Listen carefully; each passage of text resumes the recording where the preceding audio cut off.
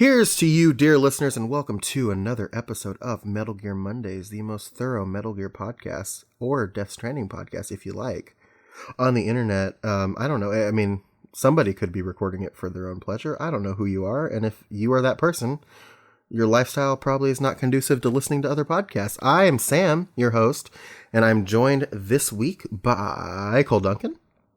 Hey, Sam. Hey, Cole. And we have a very special guest on the show. He is one of the founders of the Metal Gear Solid, the Unofficial Site. He is the owner of the Kojima Productions Network. You know him on Twitter as Nitroid. We have our good friend Ryan Kincaid. I don't know if I'm that special, but thank you for having me. Well, it's good. It's good to have you on. We had you back. We had you on the show. I'd say probably about 2 months ago or so, and about that.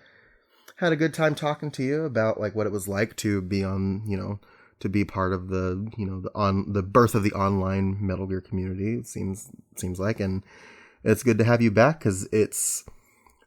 I would say, no matter how you are feeling about Death Stranding in this particular moment, I think it's a very exciting time to be a fan of Hideo Kojima and his work.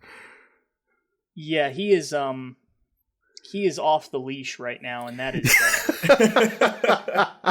that can be either a good thing or a bad thing. He's broken his strand to Konami. Someone gave him a sock, and now he is a free elf. Yes. You've given Kojima a sock. Kojima is free. Oh my god. Let's just say it was Fukushima. We'll say it's Fukushima. That's a good idea. Sure.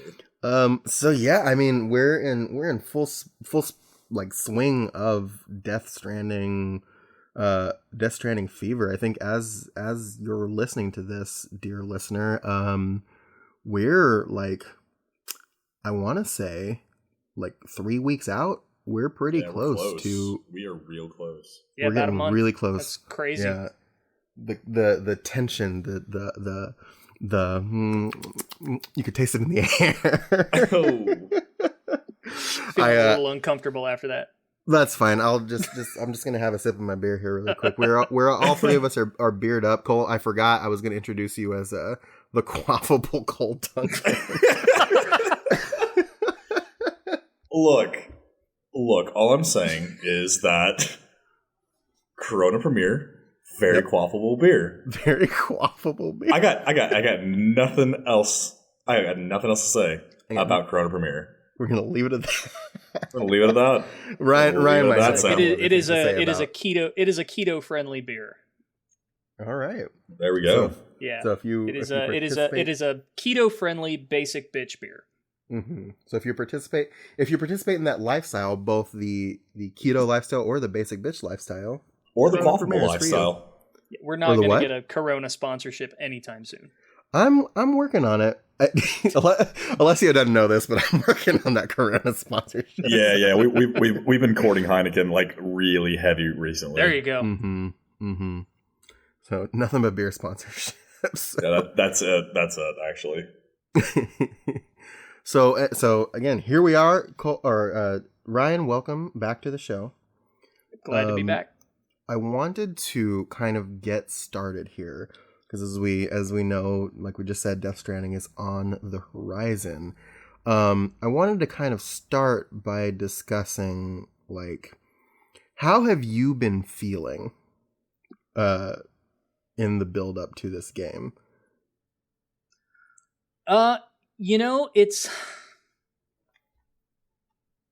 It's hard to put words on because the main feeling I get from it is I'm just really happy that Kojima is able to do something without what seems like any restriction whatsoever. Mm-hmm. I actually don't have many expectations for the game. I've tried to kind of restrain from having too many opinions in advance about it. Like I've seen trailers and gameplay footage and I've kept up with it. So I kind of know what's going on, but thinking past that, I've actually kind of tried to avoid it because I want to be surprised. I don't want to get too much of it.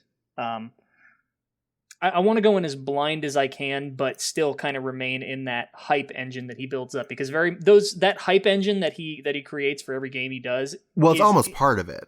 Exactly. So he wants you. It's like the build up. That build up is there on purpose, for better or worse. So the thing that's really exciting to me, and I was kind of saying this before, is that he is off the leash, and Mm-hmm.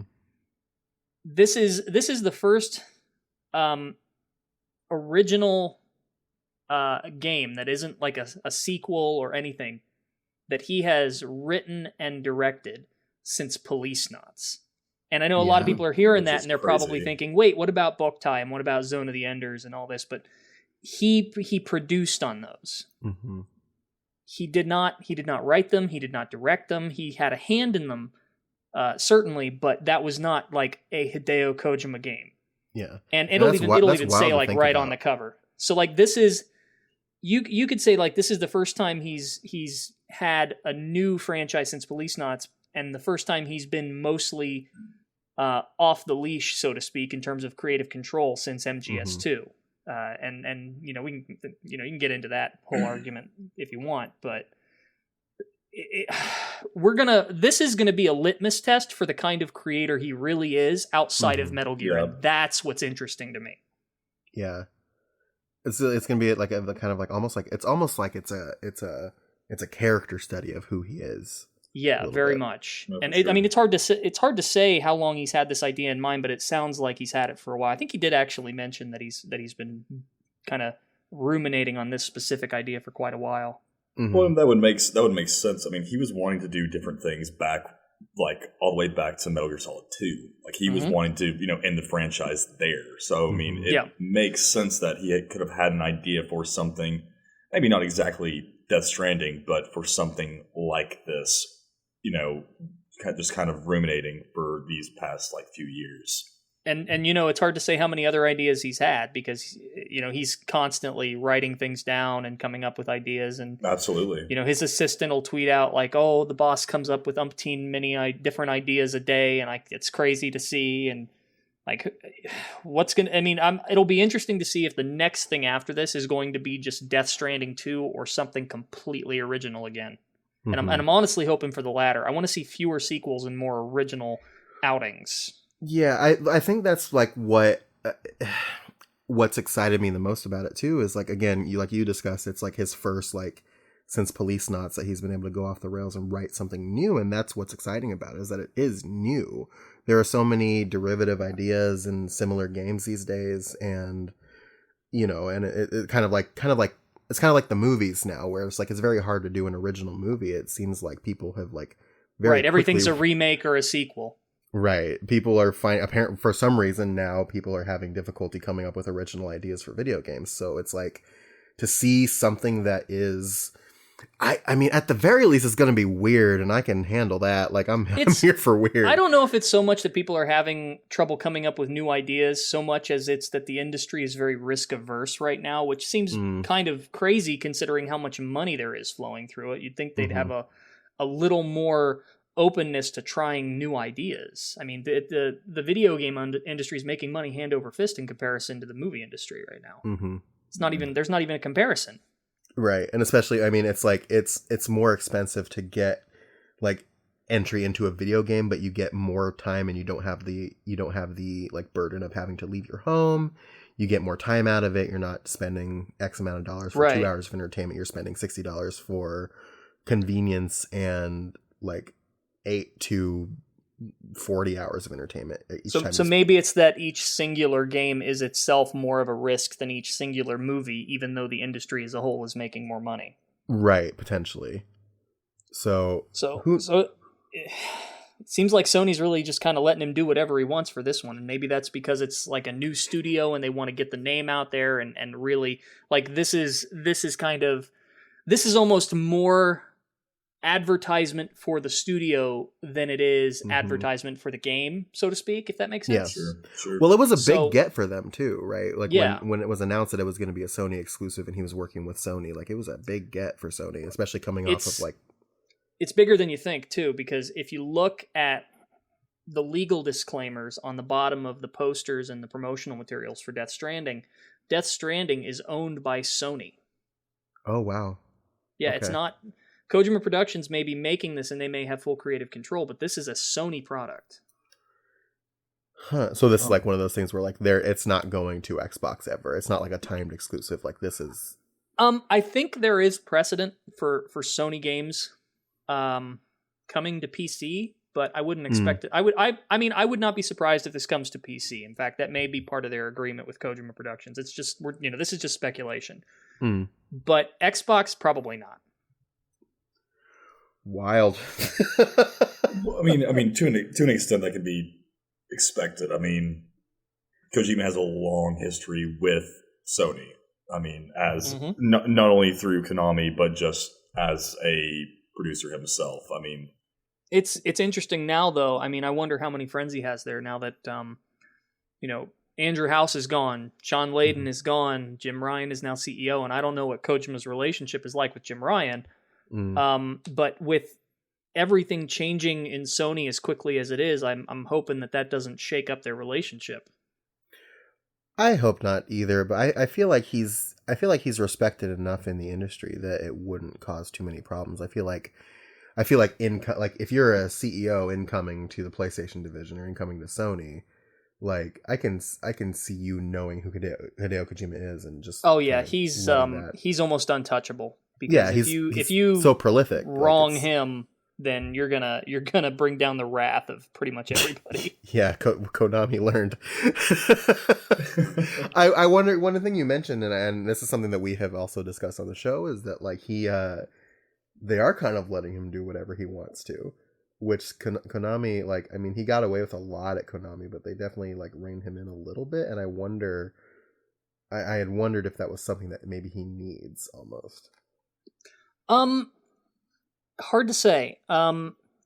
It's difficult to look at his time at Konami and not see some overreach there, but I mean, this is such a can of worms because there is so much speculation about what happened between him and Konami, and I suspect that it's far more benign than gaming blogs would probably have you believe. Businesses are going to act like businesses, and there were those reports through Nikkei where they talked about employees being isolated, and here's my issue. When we get these stories and reports stateside, they're coming from, you'll have game journalist A reads a report, sends it to game journalist B, who does a translation that may or may not be accurate. We don't know. Who then, writes an article about it or passes it off to game journalist C, who tries to interpret it for the wider audience. And then game journalist C's article gets spread out to social media, who then gets a hold of the story and exaggerates it or interprets it a certain way. And by the time it gets to, the, person on the street, so to speak, it's like a game of telephone. How much of what we've heard is actually accurate? And I mean, we can point to the Nikkei reports and say, okay, well, maybe that's the closest to the truth that we can get. But even looking at those reports, I mean, where is that coming from? I know journalists can't give up their sources, and so you kind of have to take them at their word as to what they say. But I don't know. Not to cast doubt on the report, but I wish I had more information on the person who wrote these reports, on where they got their information from, because there seems to be a lot of assertion and not a lot of citation. So I don't know. I don't know what I don't know. It's like there are known unknowns and unknown unknowns, so to speak. I don't know. But back to what I was saying, not to kind of go off on a tangent here, but you look at a company like Konami and they're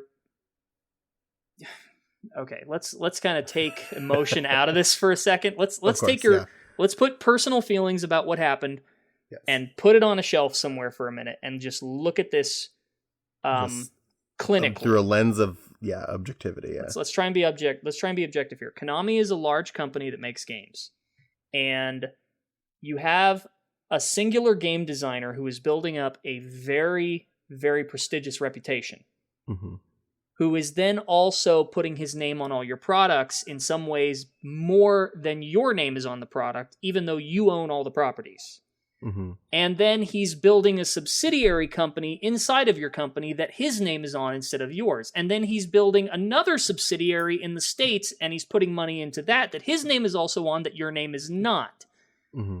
I can see why that might rub some of the executive team the wrong way. Right. Almost like it feels like he's bigger than the company in a way. A bit. And so I'll tell you what I think happened, and this is my personal opinion. So you can debate it, you can refute it, you can deny it, you can say whatever. This is my opinion. We'll grab a couple grains of salt and chuck them in the mouth. I think what you had was essentially, you look at Konami and you have someone like, who's the CEO of Konami currently? I know it was Kozuki. It was Kagemasa Kozuki at the time. Oh, now I have no idea. It was bad. He was the original, one of the original founders. So I gotta look this up here. It doesn't matter. But you have the CEO of Konami, who has one vision for the company, and then you have Kojima, who at his highest level was a VP of one of their subsidiaries. And they have opposing visions for the company. And I think ultimately what happened was that the bigger stick won. I think that's it. Yeah. I don't really think there's too much more to read through than that. I mean, and you can get into conversations about Japanese work culture, and I don't know too much about that, so I can't speak to it. Maybe there were some things that happened there that weren't good. I don't know. There's so much hearsay and so much rumor that it's impossible to really say what was going on. I think it was crappy that Kojima got basically, he was given the boot, but I don't know. I know I'm going in circles here, but it's hard to kind of, I'll put a fine point on it. It's hard to kind of have a concrete opinion on this when I've got so little information that is verifiable. Right. And that's the thing, is who are the people that do? It's Kojima and Konami. Right? Yeah. So it's hard to say. I mean, I was angry about it like everybody else was, but over time I'm like, well, I really don't know what happened there. And that's not to say Kojima did anything wrong. It's just to say I don't know. Yeah. It was such a weird situation. It is. So, and I think a lot of people also forget that most of the development team did not leave with Kojima. They are still there working. Those are the people that he trained for a very long time to take over once he was done with Metal Gear. And they're still there. Yeah. So sorry, I kind of took that off on a no, tangent that's totally fine. But I mean, if you think about it, so I mean, everybody was mad initially, and they were upset initially, but then it was almost like that whole split. It breathed life into him, obviously, because like Cole said earlier, he'd been trying to stop making Metal Gear all the way back in Metal Gear Solid 2. Sink or and swim. So he's free, and that whole split allowed him to do what he's doing now, which leads us to Death Stranding and whatever kind of experience it's going to be, which is whatever it winds up being. It's exciting, and I think it's beneficial to have people doing new things and new ideas. What's really funny about looking at a game like Death Stranding? And specifically in reference to all of the complaints about it being a walking simulator and all that crap, which is just silly. Like, Shadow of the Colossus is one of the most celebrated games of all time. The majority of that game is traversal. The majority of that game is literally just riding a horse around an empty area. Yeah. And you're going to look at a game like Death Stranding and tell me that looks boring because you're just walking around. Okay. I mean, that's fair. That's really fair. That's actually not something that I have thought about before. I Huh. That's interesting to think about. I mean, and maybe I'm a little biased here because I like chill out games where you can just kind of sit back and take in the world. Like this is not a great comparison, but one of my favorite games of all time is SSX 3. Yeah. Because you can basically go. The way they structured that game was that they have this huge mountain range, and then they split up segments of it into individual courses that you can race on. But if you want to, you can get dropped off on the top of the mountain and free ride your way down through any number of paths all the way to the bottom, and it'll take you about a half hour to do. Mm-hmm. And so you can just cruise down. So if I ever need to like relax and just not think about things for a while, like that's my go-to game.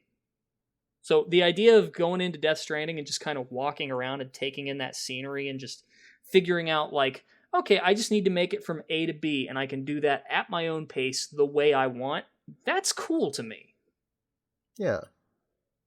That is pretty cool. I mean, I love having games like that too. Like I'm the same way with like, you know, just I'd like to sometimes just turn my brain off and just do a thing and not have to worry about like the next objective sometimes.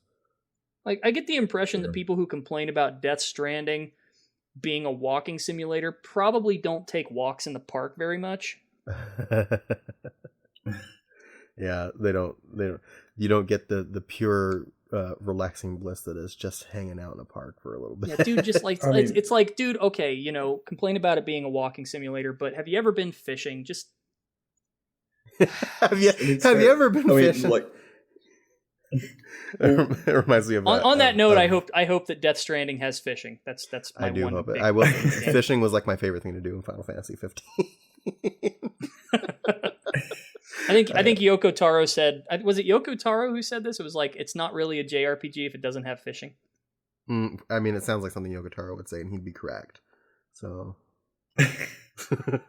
so it's my rule. If I ever make a game, every game I make will have to have fishing in it. Good. I'm into that. You have to have fishing, and you have to be able to pet the dog. Yes, always be able to. Absolutely, pet the dog. That's an essential. That's essential. You saying "Have you ever been fishing?" reminds me of Airplane. You ever been in a cockpit before? You ever seen a grown man naked? Oh God. Oh man! Like how he has a drinking problem and he just like splashes it on his forehead.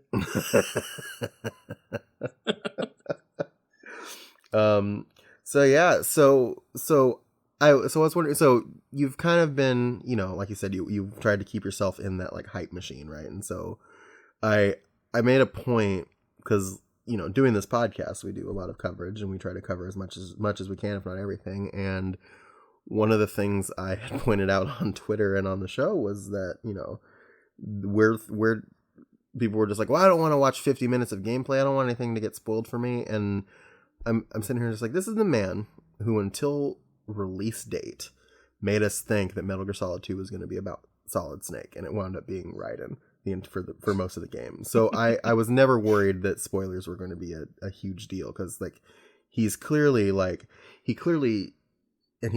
has his hands in like every like part of this, and cultivating an experience that shows people what the game is about, but not spoiling what his story is entirely, would have been like one of his big goals, I would imagine. So going into this, we have some limited information about like these characters and stuff, and I was wondering if you had developed any theories or like thoughts about what you think might happen, which I know is hard because who knows, but well, this might not be the angle you'd like me to go at this from, but this is his first outing with a new studio, and while he is well known for his quality of work, there is something to prove here. So I don't think that we're going to get a Raiden level bait and switch, simply for the fact that he's got to kind of establish what he's doing first. Yeah. You know, the reason the Raiden bait and switch worked was because you had an expectation in advance of what the game was going to be like. And with Death Stranding, there's no expectation to subvert. Sure. Everything's fair game. So I think this game's going to be played mostly straight until we get into the end game, and then maybe he'll kind of show his hand a bit more. I think there's going to be something. There's something here, but whatever that is, it's not going to be like the Raiden swap out. I don't think you're going to start this game and we're going to play as Sam for like 10 minutes and then we're going to immediately switch to like Fragile or Mads or something. Like, no. I don't think it's going to be that. I think like you said, there's going to be a lot of like end game and some like twists and turns. He's doing something. Okay, he's doing something kind of clever and not very obvious with this game that I think a lot of people have picked up on but aren't able to articulate well. He's giving us a lot in terms of telling us what the game is, how's it going to play, what are your objectives, what are the mechanics like. But for some reason, it still seems confusing, right? Like, even though he's given us all this information and all of this, all these character introductions and everything, it still seems like it's not cohesive. Something's not sticking it all together. Right.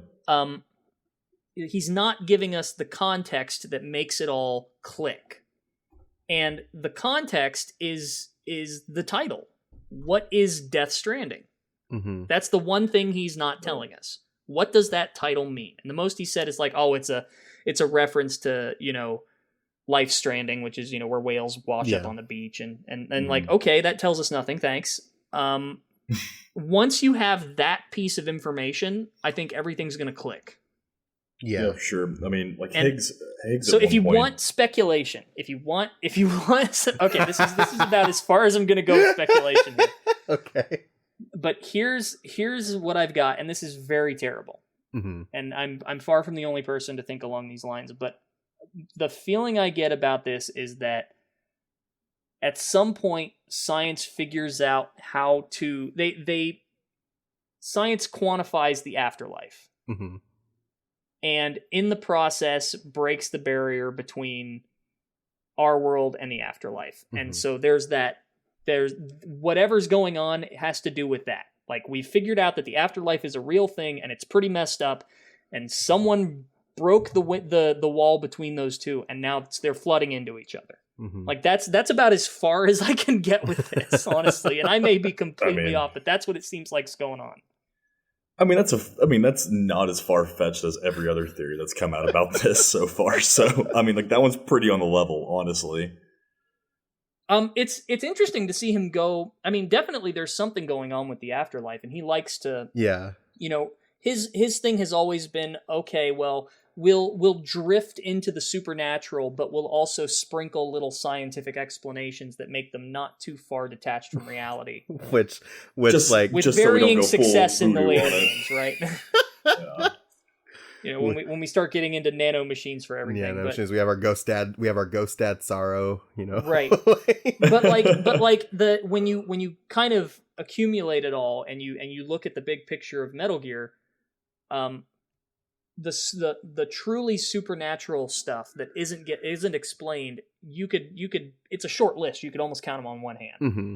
Because it may not have started that way, but for where we are now, everything has kind of had an explanation. So it's interesting to me that with Death Stranding, it seems like he's drifting further into the supernatural, much more than he has in the past. Like, there's very clearly some like non-scientific stuff going on here. At least that's what it seems like. So that's interesting to me. So it's far less grounded, which I think is good, and I think it'll help. Like, I think it helps like with the story as well, because now he has room. Like, he doesn't have to be like tethered down by, this is it's a military, like, right, thing at its heart, so it has to be somewhat grounded. He has like, I'm sure we'll get something like, the equivalent of metachlorians, but for souls or something. It's nanomachines. Right. It's soul machines or spirit machines, nano souls. I don't know. Nano souls. Make up a word. We'll probably get that. Just pull something down, and whatever comes to your mind is what it is. Something quantum something. Die Hardman is just the Qui-Gon Jinn of this world now. Yeah, pretty much.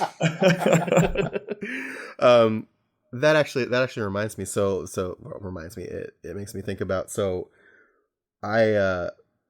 before I wanted to tell you. So on one of our previous episodes, I set up a slap bet with Cole. Where if I'm wrong, he gets to slap me, and if he's wrong, I get to slap him. I just kind of called my shot, and I was just like, I think Amelie's a bad guy. Oh no! So I did this whole thing, like it was this whole deal. I was wondering if you had, like, out of all the characters that we've seen, do any of them like really kind of call out to you, like who are you like most excited to like get to know throughout the course of the game?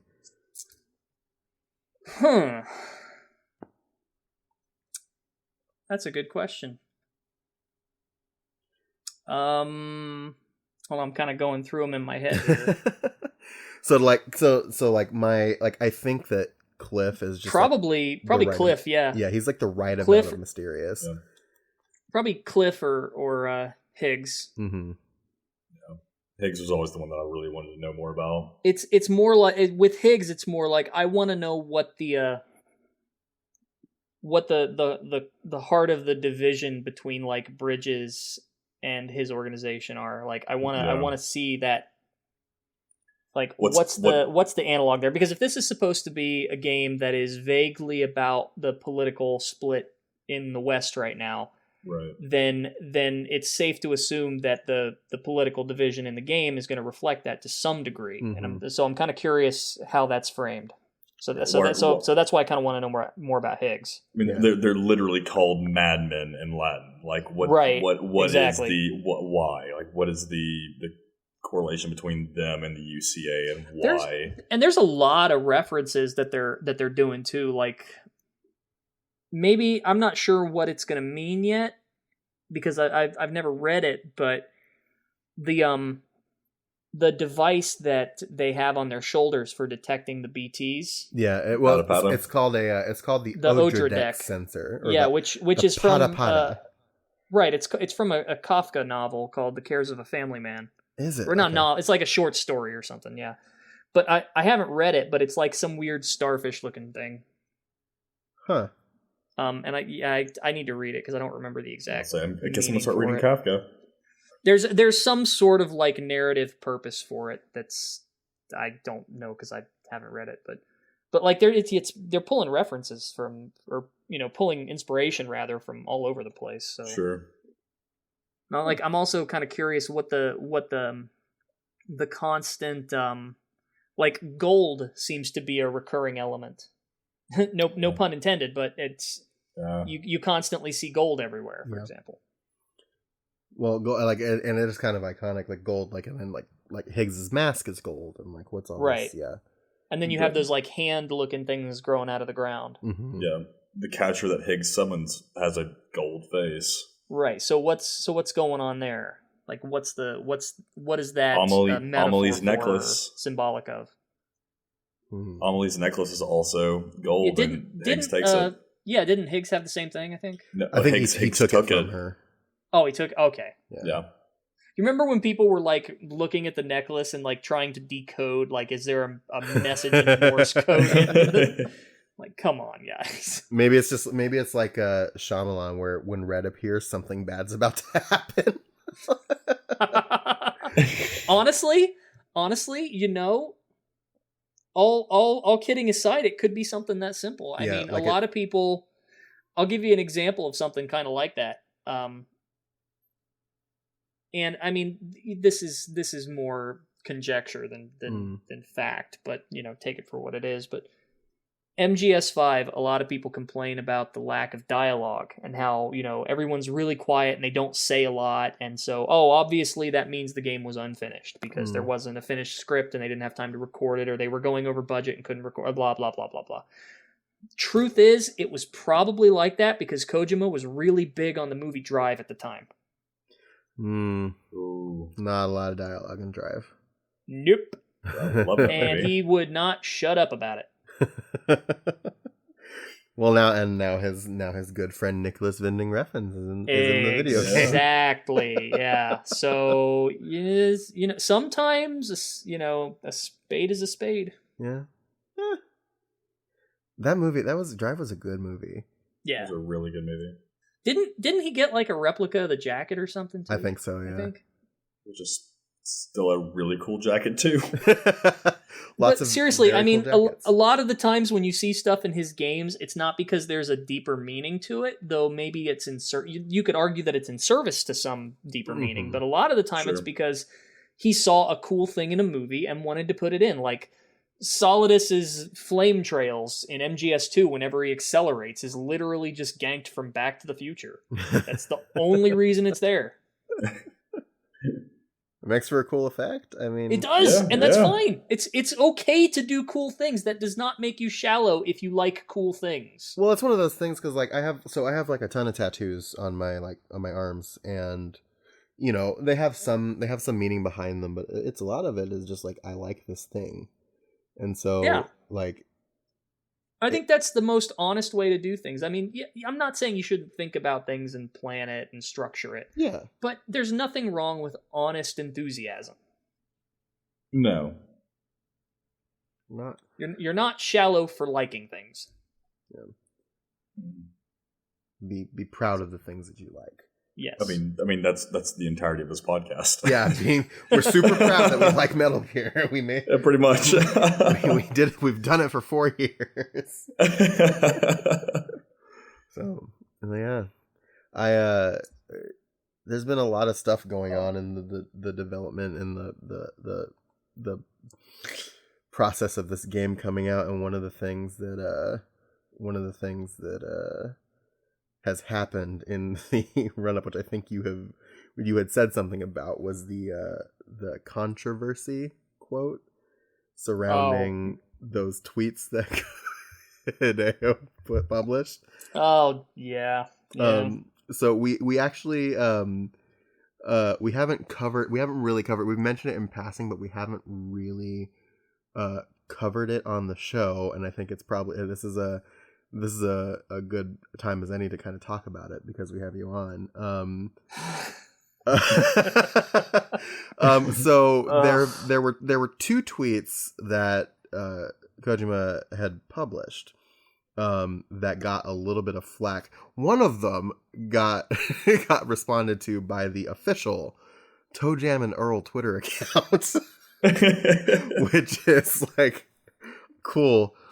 So he published one tweet that said on December 16th, 2015, and I became independent, no office, just a tiny room, no staff, no machines, nothing. All I had was this KJP logo, notepad and pen on my own PC. I started to work on the concept while recruiting staff, finding office game engine, and had a dream and connection, and that's all. And with a little like thumbs up emoji at the end of it. And then more recently, he tweeted out what the definition of a quote Hideo Kojima game is. And he said that Hideo Kojima game means the declaration of me doing concept, this is produce, but production, original story, script, setting, game design, casting, dealing, directing, difficulty adjustments, promoting, visual design, editing, supervising the merch. And it came with that like really cool like Death Stranding poster. And so people got up in arms about it, right? Like really up in arms. So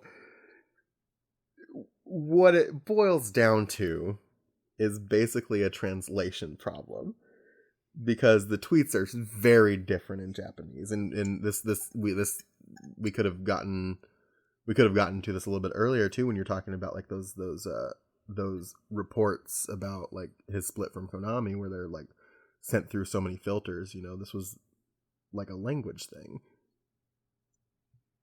Is it though? I mean, okay. Oh boy. Let's unpack this. Okay. Let's just say, okay. So how do I broach this the right way? Clearly there is a tone that did not translate there. Mm-hmm.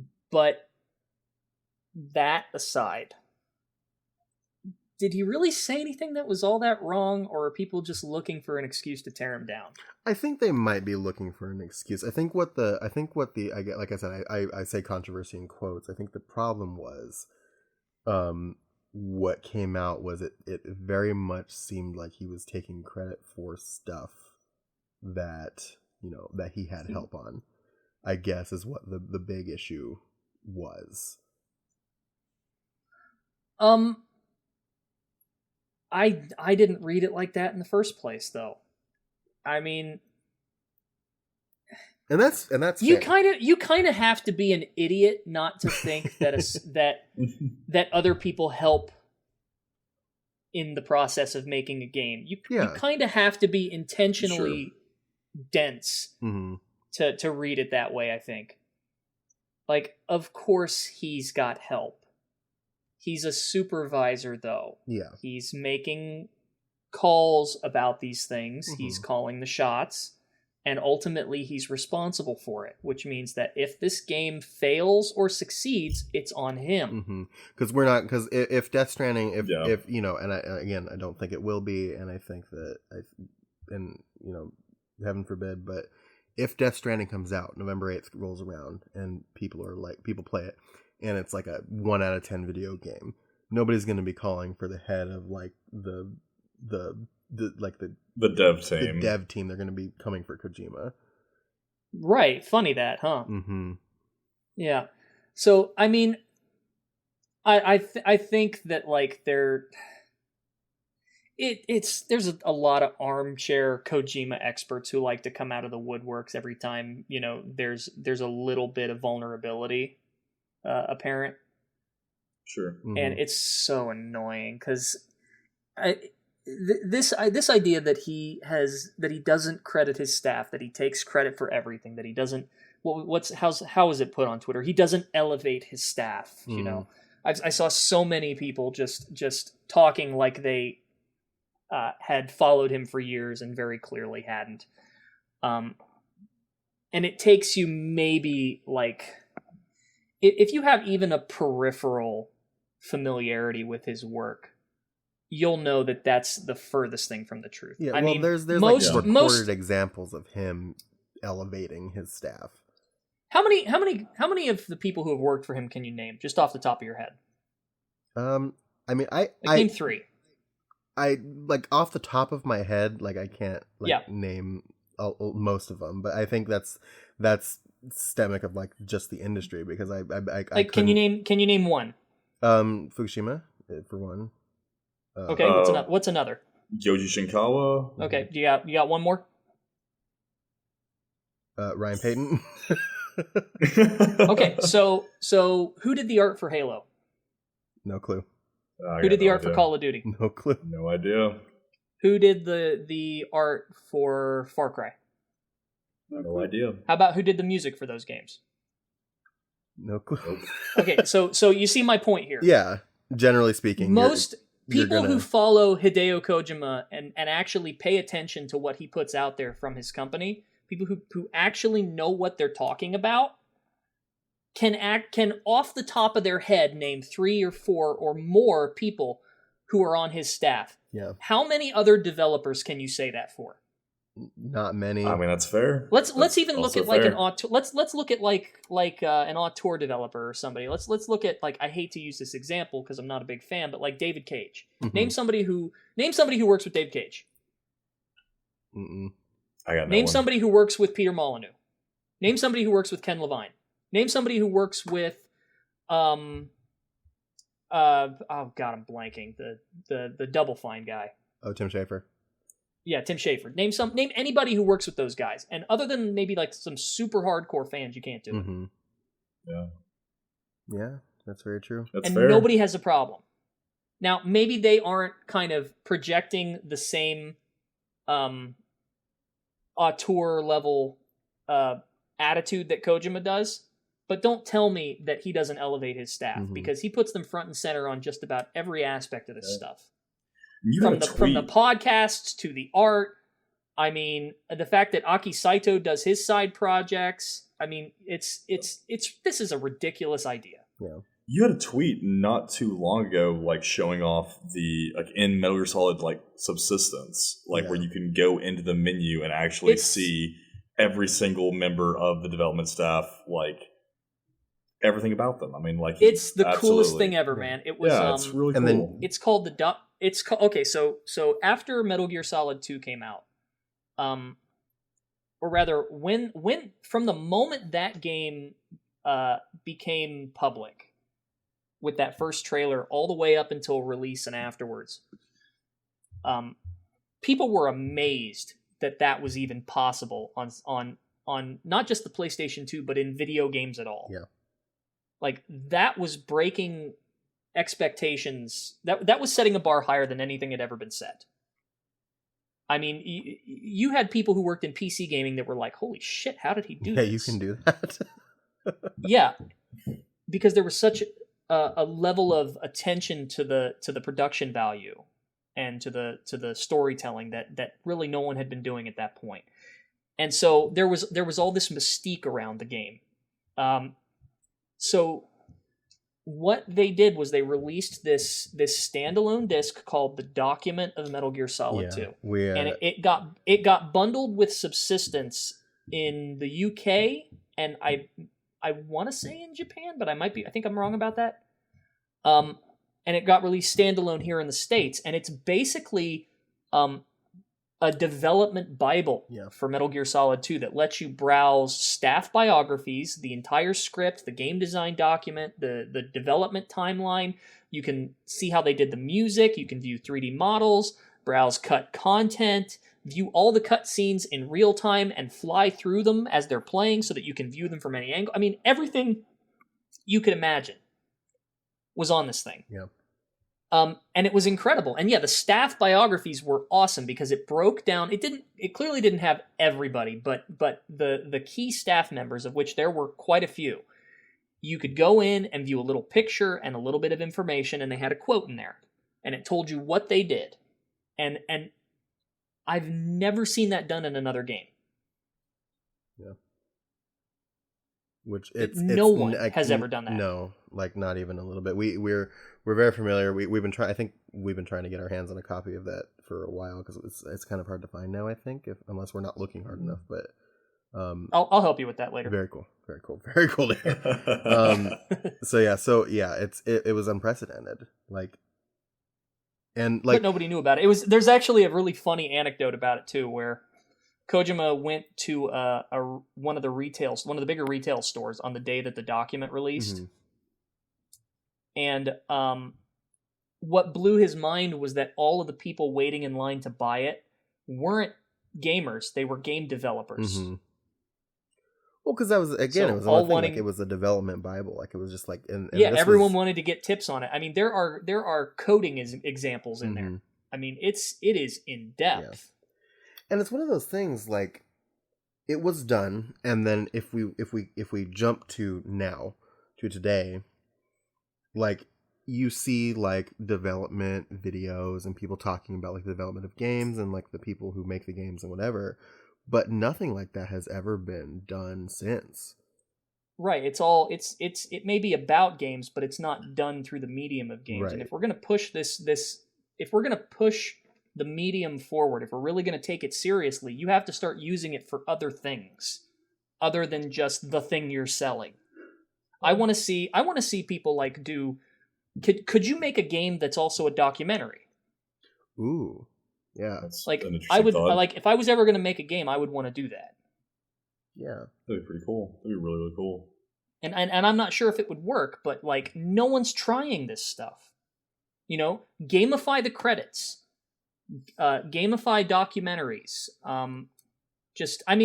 For all of the crap we give David Cage about his writing, I mean, at least he's trying to do something unorthodox. Yeah. I will say, and this is kind of like a light example too, but like Smash Brothers has always been good about like the credits are always some type of interactive thing you can play. There you go. Oh yeah, don't just read the credits, play the credits. Yeah. It engages you more. You know, a lot of people work on this, make people interested in actually seeing who did it. Mm-hmm. Yeah. Instead of just complaining about it on Twitter.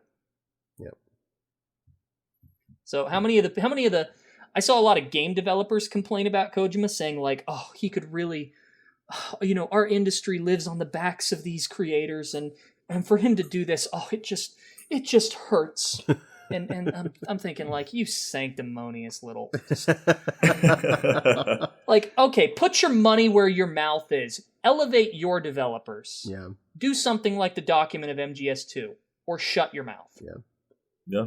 And like, even like after all this Twitter stuff came out, like there were like people would be like, well, if you look at it in the original Japanese, it really is this. And like, right. And I hate that that's the thing that got everybody to back down. Yeah. Like, no, you were being stupid to begin with. I'm sorry. That whole thing really just pissed me off. Yeah. Well, well, this might be a perfect time to talk about a recent tweet you made. At the beginning of October. And let me gee, which one? I don't know what you're talking about. One of many. Let me pull it up so I can get the quote just right. I say a lot of shit, so So October 1st, you had a bit of a dilemma, Ryan.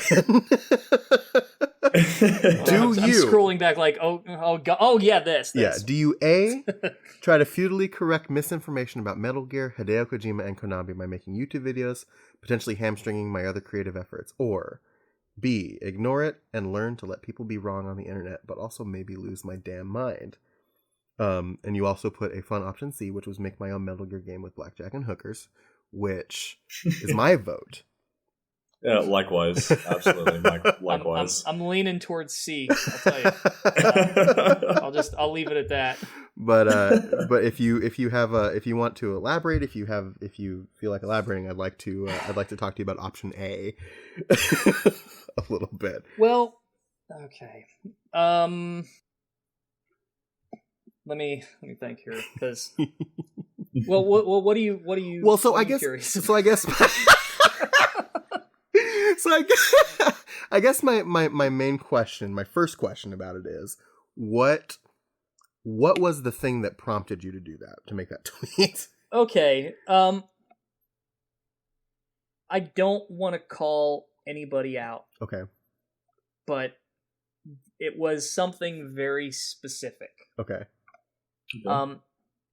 It was a somewhat well-known YouTuber released a video as part of a series that has been a kind of purported as a deep dive into Metal Gear from beginning to end, and going into Kojima's intentions and a bit of behind the scenes, but with a bit of speculation. Was it us? And it was not you. It was not you. And I won't give any more information than that, because I really don't want to call somebody out and draw negative attention to them. Like, if you know what, anybody listening, if you know who or what I'm talking about, do not go after them. Just don't be lame. Just leave it alone.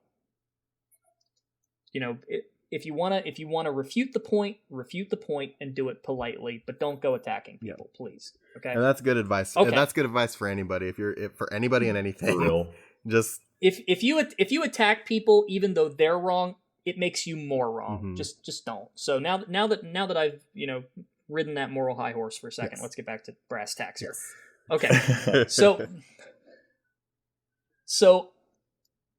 I don't know what made me watch the whole thing through, and it was pretty long. I think it was like an hour long, something like that.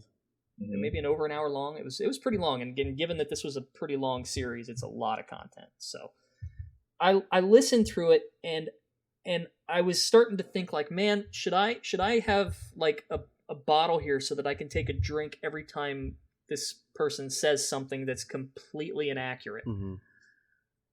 And a lot of it has to do with, in this case, it was about Metal Gear Solid 5 and PT. And the development controversies around that. There was also a little bit about Survive, but that's another can of worms to get into. But there is this.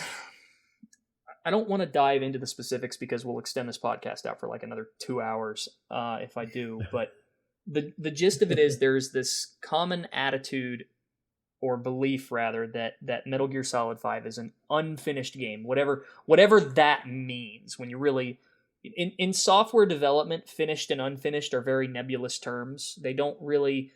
Maybe you have like an arbitrary finish line or a point where you say, okay, we're not gonna work on this anymore. We're gonna release the commercial, but you don't typically have a clear. It's less of a starting point and a finish line, or more of just like a process where at a certain point you say, okay, this is ready to go. Does that make sense? And I'm probably going to get some backlash on that a bit, but it's not a crystal clear thing. Yeah. Okay. Sure. But this idea that Metal Gear Solid 5 was this unfinished game that like there's this huge chunk of content that we didn't get. There's the Kingdom of the Flies thing, and there's the Chapter 3 title card that we found in the when they were data mining, and there's the battle gear that we didn't get, and the whole there's all this lack of dialogue and all this empty space, and the game doesn't feel right, and it makes me feel like there's something missing. I don't know why a game called The Phantom Pain would make me feel like there's something missing, but clearly there's something missing. I know I'm being a smartass, but the point is, when it comes to, if we're being factual, if we're being objective, if we're looking at official sources, and you can choose to disbelieve the sources if you want to, but that's not really an argument. Mm-hmm. That's just you pushing the argument away. Metal Gear Solid 5 was released the way they wanted to release it. Yeah. That was what they felt was, for all intents and purposes, despite the nebulous nature of the term, a finished product. You just didn't like it. But that's not going to, we've got people from Konami speaking to as much. We've got people who have worked on the game, who helped develop the script, say that it was a finished game. That this was what we wanted to do. This was the purpose of the game. This was, yes, there were changes we made during development, but this was what we wanted to put out. But that doesn't stop the rumor mill from basically making it sound like we got 30% of a game that Konami was taking a whip to Kojima's back and saying, we're going to take your name off of this, and you're not going to put in anything fun because we hate you. No, people, come on. Well, this is a professional.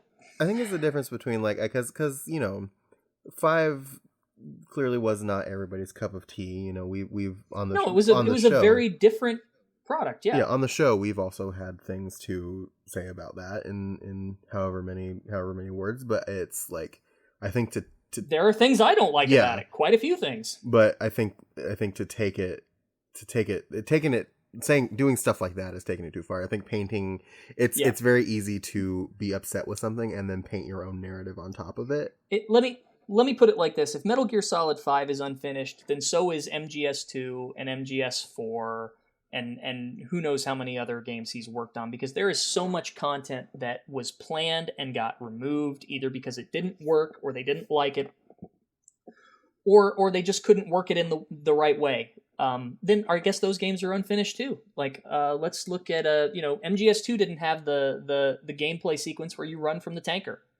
I guess it's unfinished. MGS4 didn't have the lake sequence or the extra floor in Shadow Moses. I guess that was unfinished because it didn't have the sewer scene either. Unfinished game, guys. Let's throw a fit. Let's get on Twitter, start yelling. Yeah. It's stupid. It's just really stupid that this stuff. It's believe that if you want, but don't start telling people that it's the fact of the matter. Yeah. And that kind of extends to PT as well, because a lot of people have beliefs about what went down with PT. We have even less information about PT than we do 5. Yeah. Right. I've heard this stupid rumor. I don't even know if you want to even call it a rumor, but it's this idea that PT was somehow Kojima making a gotcha at Konami or something like that. Like he was intentionally trying to give them a hard time. What? And what? Oh, what? No. It doesn't even make sense. There's all sorts of weird stories about Okay. let's bring it back home here, because I'm going on kind of an aimless rant here, and I'm not making a whole lot of sense, or at least not as much as I'd like. Don't romanticize game development. That's my message here. Don't do it. Because whatever story you're writing for yourself in your head is probably very detached from reality. The reality of this stuff is very benign. I may not work in games development, but I do work in software development, and it's pretty freaking boring at times. Yeah. Now, obviously, we're not making anything that's aspiring to high art here, but we do important work. Yeah. It's work that we care about. But it's not this constant dramatic thing. And then, this is my personal experience, so feel free to just, discount it or whatever. But like, this isn't just people making creative things. This is also their job. Okay? They can't do these kind of things that would put that job at risk when they have families to take care of. And for you to insinuate it is just stupid and insulting. For sure. Just, okay, so there's my rant there. But that was the crux of why I said that, because there were like a list of maybe like 40 things in just this one video alone. And I've heard them echoed elsewhere, whether it's like on social media or on Twitter or Facebook or, who knows where else. But I saw that and I was like, oh geez, should I just say something? Should I just let it go? Is it even my responsibility? Am I caring too much? Should I just go for a walk? No, I mean, I think you're valid in all of your opinions there, my man. I mean, people shouldn't, uphold these developers on a pedestal just because of their past projects. Yeah, I mean, it's fantastic that they've done these amazing things. But they're we human do beings, still exactly. not... To err is to human. Exactly. I mean, we have to kind of judge them on the merit of their work, and what it reminds me of is when I'm gonna have some friends yell at me for this if they hear me talking about it, because I'm bringing him up. But Yang Ye is someone who talks about Metal Gear quite a bit. And there was a video that he put out a while back about how, I think the headline was something like, Konami developers sabotage Metal Gear Survive. And I looked at that like, what are you even talking about? It's just because there's an Easter egg that you could have, 10 different explanations for. That somehow equates to people sabotaging the game. Okay. And like it's this speculative romanticizing of the process that just really irks me. Yeah. I mean, even like me personally, like throughout our like coverage of Death Stranding, you can actually listen to it from our first Death Stranding episode to like where we are now. You can kind of listen to me soften, because I feel like I had my own personal like revelation about this exact thing as we were doing it.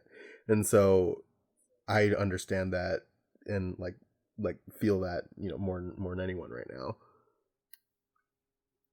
I just really wish people would try to remember that there are people working on these things.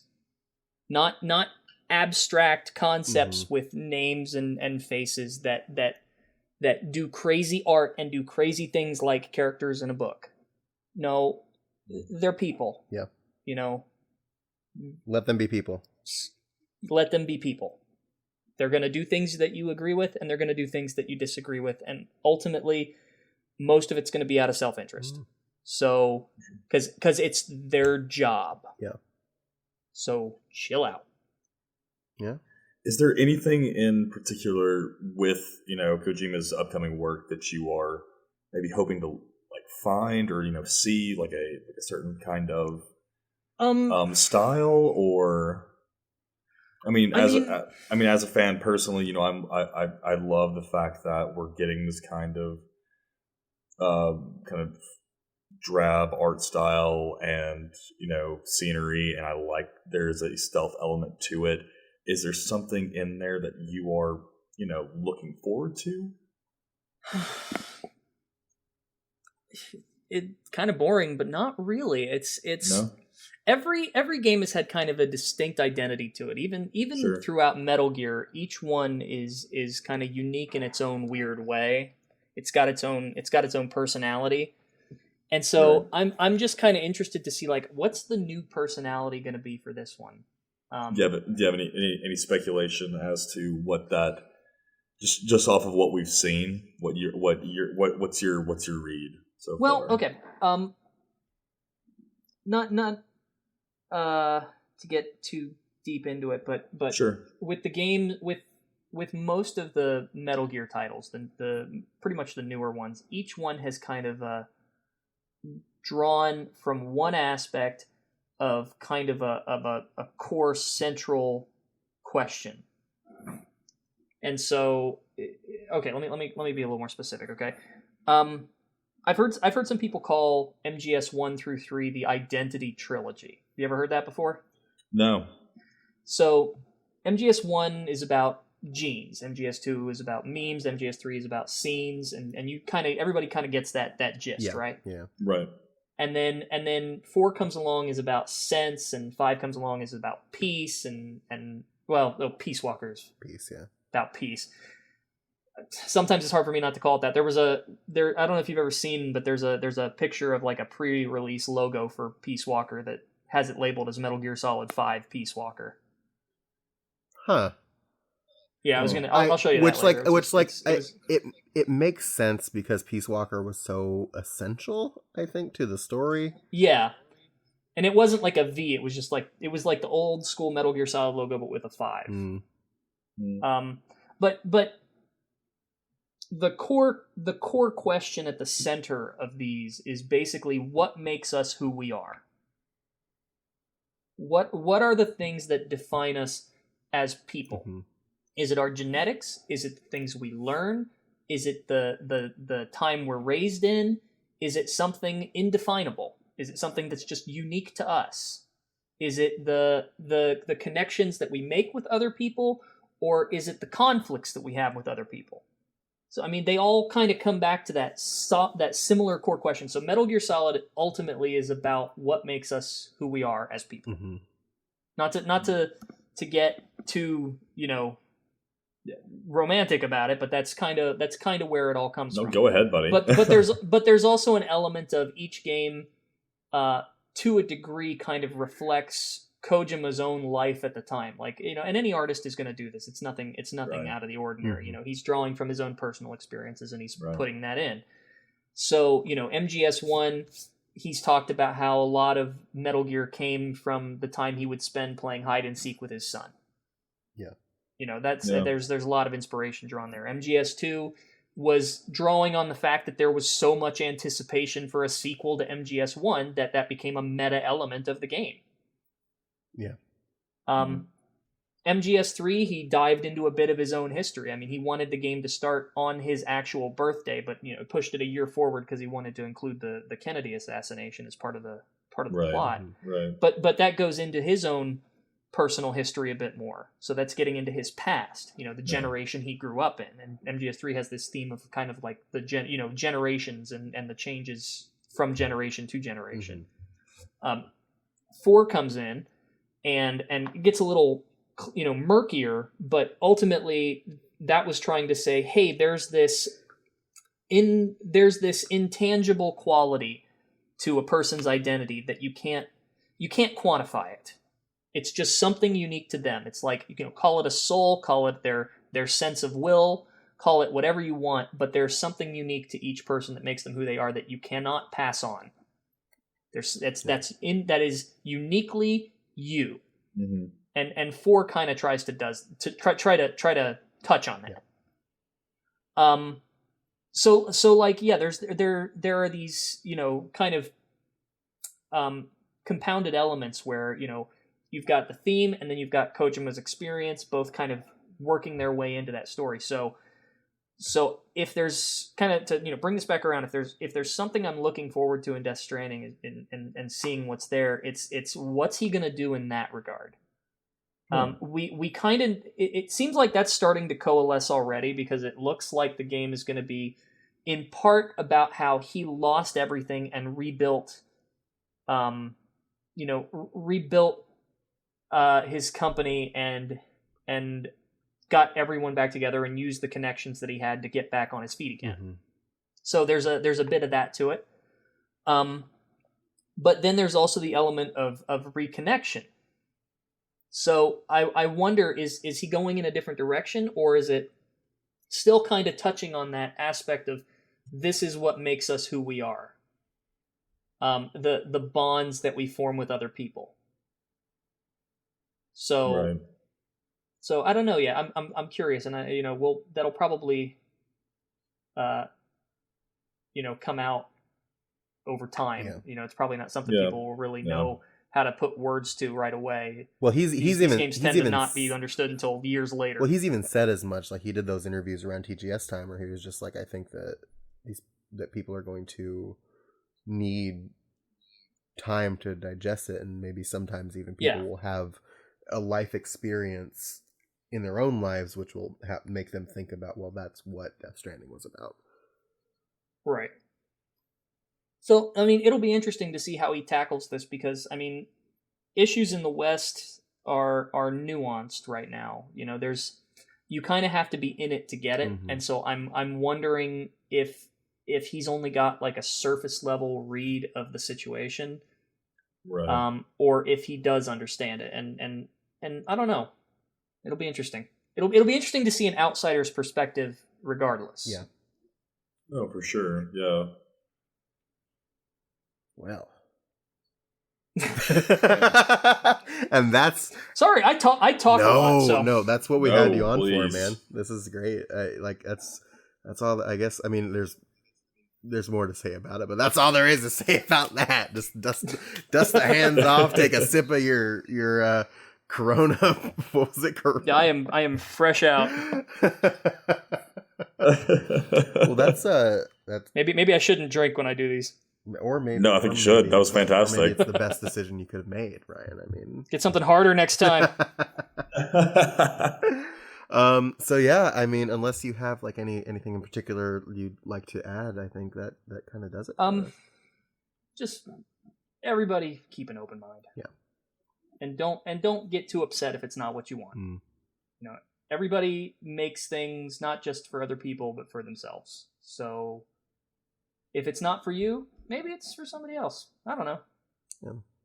And for sure, again, very actionable advice for literally anything. So I guess that does it for us on this episode. Ryan, thank you so much for joining us on the episode. Yeah, no problem. Again. Glad to be on. Yeah, I'm sure. So really quick before we talk about us, we want to talk about you. I'm sure you'll be tweeting your thoughts out about Death Stranding when it comes out. So kind of tell us where they can find you on the internet. Plug whatever you would like to plug. I am at Nitroid on Twitter. That's where I spend most of my time. But I'm also working on a website right now called the Kojima Productions Network. And that will be at koji.pro. The purpose of this is to not just provide news for everything in the realm of Kojima Productions, and that also encompasses Konami and anything peripheral to Kojima's work, but also to serve as an archive for past works and materials. Now, that's not going to be like music or like official music or ISOs or anything like that. It's not going to be anything like that, but like editorials that aren't available online anymore, promotional materials that you can't find in print anymore, videos that have been taken off the web, trailers from years past that you can't find clear versions of, things like that. Anything we can find. Podcasts, for example, like all of the old Kojima Productions reports and KP alerts and all of those are unavailable now. So those we're trying to recover those. And for the record, we are all still looking for the TigerGame.com version of Metal Gear Solid footage. Oh man, if somebody I'm going to put out a reward for that someday. I swear, that's my golden. That's my holy grail. But yeah, if you can think of like it won't function the same way, but if you can think of like the Wayback Machine, but for everything Kojima related, that's kind of what we're trying to do. We've got a Discord community set up. If you go to Koji Pro Network on Twitter, there's a link pinned to the top where you can join. And if you think you can help us get things going, or you're just interested in the concept, then drop on by. Which is actually, it's a great follow because I like to, given that I do a podcast about it, I like to keep up with as much as I can. But I also via your Kojima Productions Network Twitter account, I realized that Meanwhile in Genova is by the SLP from the soundtrack is on YouTube now. Yeah, so, there's that's crazy. He got that many bands for the album. Oh, we were talking about it on a previous episode, and how we're both, me and Cole are both excited about the Bring Me the Horizon song. Yeah. Didn't they do a song called Shadow Moses? They did. It was on their best album, and they sampled the best. Absolutely the best album. At the top of it, but they are noted fans of Metal Gear. That's Ascended fans are always the best. So we're very excited about the soundtrack among other things. So thank you for that. So yes, definitely go follow Ryan on Twitter and bookmark koji.pro. Get ready for that. Join his Discord. I'm gonna try to have the site live by the time Death Stranding comes out, but we'll see. It's gonna be tight. Sure. Do what you have to do. Live your best life, Ryan. Yeah, for sure. You can find the show at MetalGearMondays.com. It has links to everything, and all of our episodes are on there. You can also find us on Facebook, facebook.com/MetalGearMondays, and Twitter at MetalGearMonday. Instagram is Metal Gear Mondays. Basically, it's Metal Gear Mondays everywhere except for Twitter, because Twitter has a name length problem and wouldn't let us put an S on it. So you can also go Patreon if you'd like to support us on Patreon. We would be very grateful for that. We do a second podcast for patrons at the $2 level called the Patriot Club, where we just talk about whatever. Sometimes we talk about Metal Gear and Kojima, but usually it's not. And you can do all those things. So do all those things. Cole, where can they find you on the internet? You can find me at I am Cole Duncan on Twitter, and then on Instagram at Subterranean Homesick Brews. Hey. And you can find me on Twitter at Sanjul. That's SANJUUL. I don't think I have to spell it anymore at this point, but like it's part of the thing now. I love that you do that personally. So. And then you can also get me on my personal YouTube channel. I'll go to bit.ly/SamDoesAthing. I have a couple videos up on there. I'm working on some new ones. They're not anywhere close as introspective and deep as like diving into Kojima and his history, but I definitely do eat the Cheez-It stuffed pizza on there. So check that out.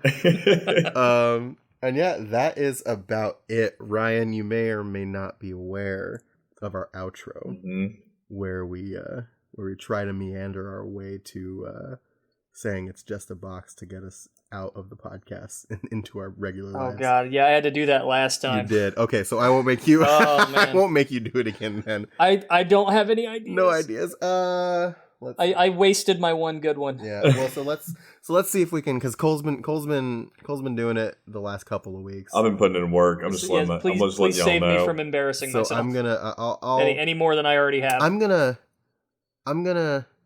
try and be deep about this one. I'm gonna do something nice. Sure. Let's base it on what we have talked about on this podcast episode. Absolutely. Because artists are people. That's a main theme. That's a through line through this episode. Sure. Artists are people. Absolutely. You have to let them be people. And when you try and mold them into this image you've created for them, what are you doing? You're putting them into you're forming them into what you want them you're forming them into what you want them to be. Yeah, no, I get that, man. Yeah, and you're placing them into what I mean. It's just into your own frame of mind. You're putting them into. You gotta let them out of the box. It's just a box. They can't live in there. You gotta poke holes in it. Just a box. Okay. Insane. That's so stupid. It works. It does. It works. You got there. That's the important thing. I did say meander after all. Just a box.